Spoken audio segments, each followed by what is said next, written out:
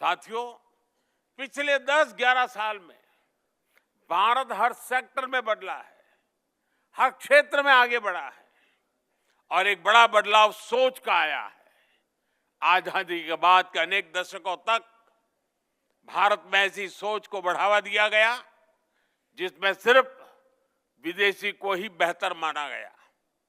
दुकान में भी कुछ खरीदने जाओ तो दुकानदार के पहले बोल यही होते थे, भाई साहब लीजिए ना, ये तो इंपोर्टेड है।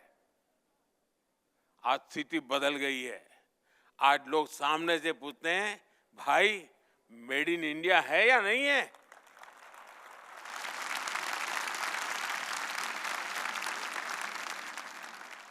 साथियों, आज हम भारत की मैन्युफैक्चरिंग एक्सेलेंसी का एक नया रूप देख रहे हैं।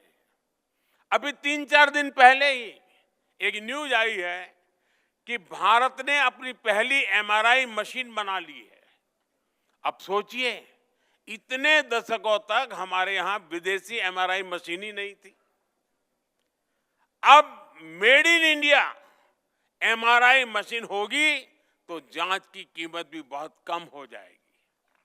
साथियों, आत्मनिर्भर भारत और मेक इन इंडिया अभियान ने देश के मैन्युफैक्चरिंग सेक्टर को एक नई ऊर्जा दी है। पहले दुनिया भारत को ग्लोबल मार्केट कहती थी, आज वही दुनिया भारत को एक बड़े मैन्युफैक्चरिंग हब के रूप में देख रही है। ये सक्सेस कितनी बड़ी है, इसके उदाहरण आपको हर सेक्टर में मिलेंगे। जैसे हमारी मोबाइल फोन इंडस्ट्री है, 2014-15 में हमारा एक्सपोर्ट $1 बिलियन तक भी नहीं था, लेकिन एक दशक में हमने $20 बिलियन के फिगर से भी आगे निकल चुके हैं। आज भारत ग्लोबल टेलीकॉम और नेटवर्किंग इंडस्ट्री का एक पावर सेंटर बनता जा रहा है। ऑटोमोटिव सेक्टर की सक्सेस से भी आप अच्छी तरह परिचित है। इससे जुड़े कंपोनेंट्स के एक्सपोर्ट भी भारत में एक नई पहचान बना रहे हैं।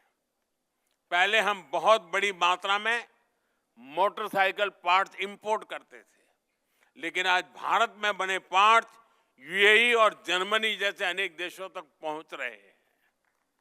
सोलर एनर्जी सेक्टर ने भी सफलता के नए आयाम गढ़े। हमारे सोलर सेल्स, सोलर मॉड्यूल का इंपोर्ट कम हो रहा है और एक्सपोर्ट 23 गुना तक बढ़ गया है। बीते एक दशक में हमारा डिफेंस एक्सपोर्ट भी 21 गुना बढ़ा है। ये सारी अचीवमेंट्स देश की मैन्युफैक्चरिंग इकोनॉमी की ताकत को दिखाती है। ये दिखाती है कि भारत में कैसे हर सेक्टर में नई जॉब्स भी क्रिएट हो रही है।